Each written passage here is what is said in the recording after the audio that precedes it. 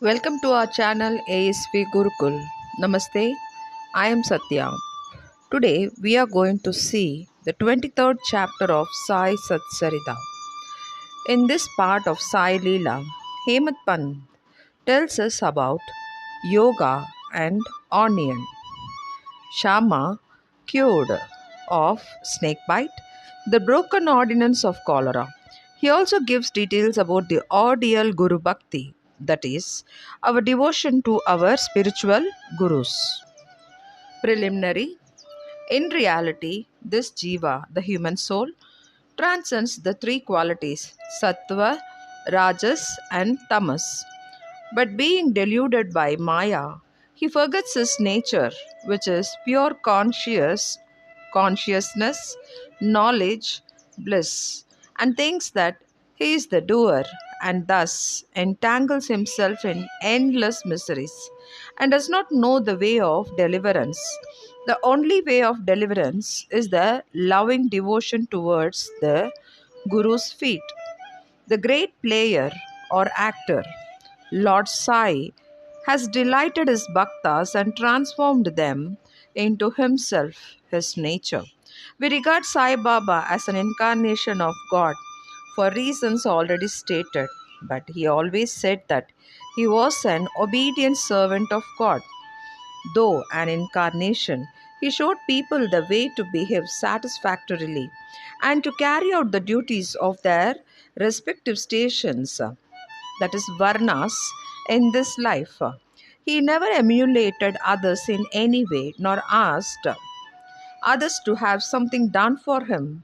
For him, who saw the God in all movable and immovable things in this world, humility was the virtue, none. He disregarded or disrespected, for he saw Narayana, the Lord, in all beings. He never said, I am God, but that he was a humble servant, and he always remembered him and always uttered, Allah Malik. God is the sole proprietor or owner. We do not know the various kinds of saints, how they behave, what they do, etc. We only know that God's grace, they manifest themselves in this world to liberate the ignorant and bound souls. If there be any store of merits in our account, we get a desire or in there be any store of merits in our account, we get a desire or interest in listening to the stories and leelas of the saints. Otherwise, not. Let us now turn to the main stories of this chapter, Yoga and Onion. Once it so happened that the sadhak of yoga came to Shirdi with Nana Sahib Chandorkar. He had studied all the works on yoga, including the Yoga Sutras of Patanjali, but had no practical experience. He could not concentrate his mind and attain samadhi even for a short time. He thought that if Sai Baba will be pleased with him, he will show him the way to attain samadhi for a longer time. With this object in view, he came to Shirdi, and when he went to the masjid, he saw Sai Baba eating chapati with onion. On seeing this, a thought crossed his mind. How can this man eating stale bread with raw onion solve my difficulties and help me? Sai Baba read his mind and said to Nana Sahib, "Ho Nana, ho Nana, he who has the power to digest onion should eat it and none else." Hearing this remark, the yogi was wonderstruck and he fell at Baba's feet with complete surrender. With pure and open mind, he asked his difficulties and got the solution from Baba. Thus, being satisfied and happy, he left Shirdi with Baba's odi and blessings. Shama cured of snake bite. Before Hemant begins the story, he says about the jiva that can be very well compared with a parrot and that they both are bound, the one in the body and the other in a cage. Both think that their present bound state is good for them. It is only when a helper or a guru comes and with God's grace opens their eyes and liberates them from their bondage that their eyes are opened to a greater and larger life, compared to which their former bond and limited life is nothing. In the last chapter, it was shown how Baba anticipated the calamity that was to befall on Mr. Miracle and rescued him from it. Now let let the readers hear a story more interesting than this. Once Shama was bitten by a poisonous snake. His little finger was bitten, and the poison began to spread inside the body. The pain was also severe. Shama thought that he would pass away soon. His friends wanted him to take to the god Vitoba, where such cases were often sent. But Shama ran to the masjid to his Vitoba, Sai Baba. The Baba saw him. He began to scold and abuse. He got enraged and said, "Oh, vile Baturdia, do not climb up. Be aware if you do so," and then roared, "Go, get away, come down." Seeing Baba thus, red with wrath, Shama was greatly puzzled and disappointed. He thought that the masjid was his home and Sai Baba his sole refuge. But he was ridden away like this. Where should he go? He lost all hopes of life and kept silent. After a while, Baba became normal and calm. Shama went silent after a while up and sat near him. Then Baba said to him, "Don't be afraid. Don't care a jot, a small amount. The merciful Fakir will save you. Go and sit quiet at home. Don't go out. Believe in me and remain fearless and have no anxiety." Then he was sent home. Immediately afterwards, Baba sent Tatya Patel and Kaka Sahib Dikshit to him with instructions to the effect that he should eat what he liked, should move around in the house, but should in no case lie down and sleep. Needless to say that these instructions were acted upon and Shama got all right in a short time. The only thing to be remembered in this connection is that the words of Baba, syllabled mantra, "Go, get away, come down," were not addressed to Shama as it apparently looked, but they were a direct order to the snake and its poisonous not to rise up and circulate through Shama's body. Like others well versed in Mantra Shastra, he had not to use any incantation, charged rice or water, etc. His words only were most efficacious in saving the life of Shama. Anyone hearing this story and other similar ones will beget firm faith in the feet of Sai Baba. And the only way to cross the ocean of Maya is to remember the feet of Baba in the heart. Cholera epidemic. Once, cholera was raging virulently in Shirdi.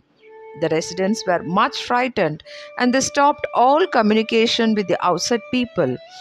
The punch of the village assembled together and decided upon two ordinances as a remedy to check and put down the epidemic. There were no fuel cart should be allowed to come in the village. No goat should be killed there. If anybody disobeyed this ordinance, they were to be fined by the village authorities and punched. Baba knew that all this was very superstitious and therefore he cared a damn for the cholera ordinance. While the ordinance was in force, a fuel cart came there and wanted to enter the village. Everybody knew that there was a dearth or scarcity of fuel in the village.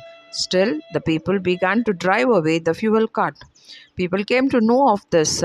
He came to the spot and asked the cartman to take the fuel cart to the masjid. None dared to raise his voice against this action of Baba. He wanted fuel for his dhuni, and so he purchased it like an Agnihotri, keeping his sacred fire alive throughout his life. Baba kept his dhuni ever burning all day and night. For this, he always stocked the fuel.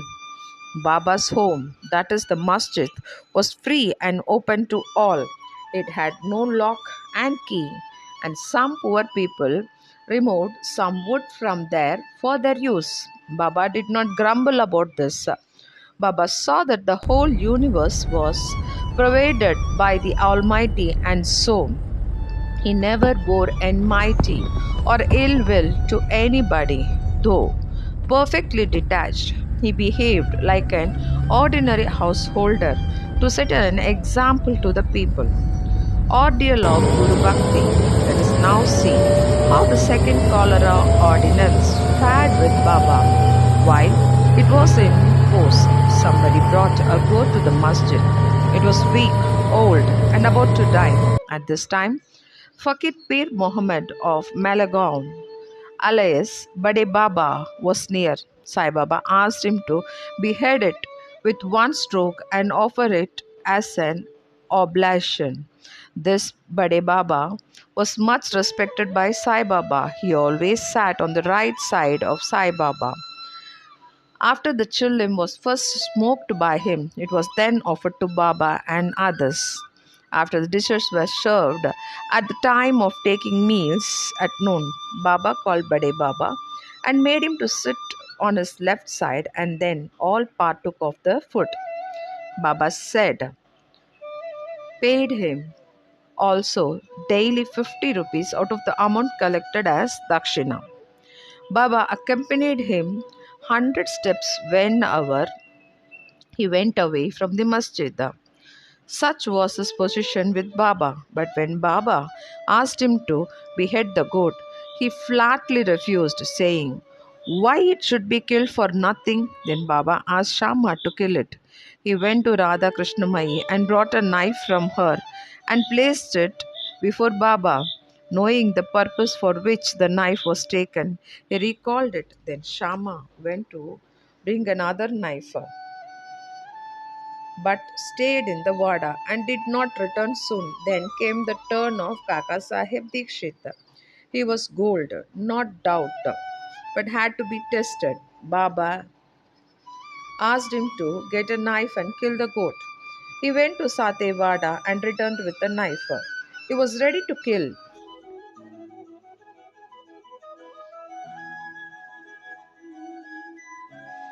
He was born in a pure Brahmin family and never in his life knew killing.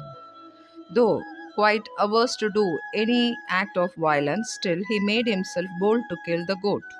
All the people wondered to see that while Bade Baba, a Mohammedan, was unwilling to kill it, but this Brahmin was making preparation to do so. He tightened his dhotar and, with a semicircular motion, raised his hand with a knife and looked at Baba for the final signal. Baba said, what are you thinking of? Go on, strike. Then the hand was just about to come down. Baba said, stop. How cruel you are. Being a Brahmin, you are killing a goat. Kaka Sahib obeyed and kept the knife down and said to Baba, your word is law unto us. We do not know any other ordinance. We remember we remember you always meditate on your form and obey your day and night. You do not know or consider whether it is right or wrong to kill. We do not want to reason or discuss things, but implicit and prompt compliance with Guru's order is our duty and dharma. Then Baba said to Kaka Sahib that he would himself do the offering and killing business. It was settled that the goat should be disposed of near a place called Thakia, where Fakis used to sit. Then, when the goat was being taken to that place, it fell dead on the way. Hemant Pant closes the chapter with a classification of disciples. He says that there are three kinds: first or best, second or average, and the third or ordinary. The best kind of the disciples are those who guess what their gurus want and immediately carry it out and serve them without waiting for an order from them. The average disciples are those who carry out the orders of their masters to a letter without any delay, and the third kind of disciples are those who go on postponing the carrying out of their orders and make mistakes at every step. The disciple should have firm faith backed up by intelligence. And if they add patience to this, their spiritual goal will not be distant. Control of breath, ingoing and outgoing, or hatha yoga, or other difficult practices are not at all necessary when the disciples get the above mentioned qualities. They become ready for further instructions, and the master then appears and lead them on their spiritual path to perfection. In this chapter, he deals with Baba's interest, interesting wit and humor. Sainath महाराज की जय.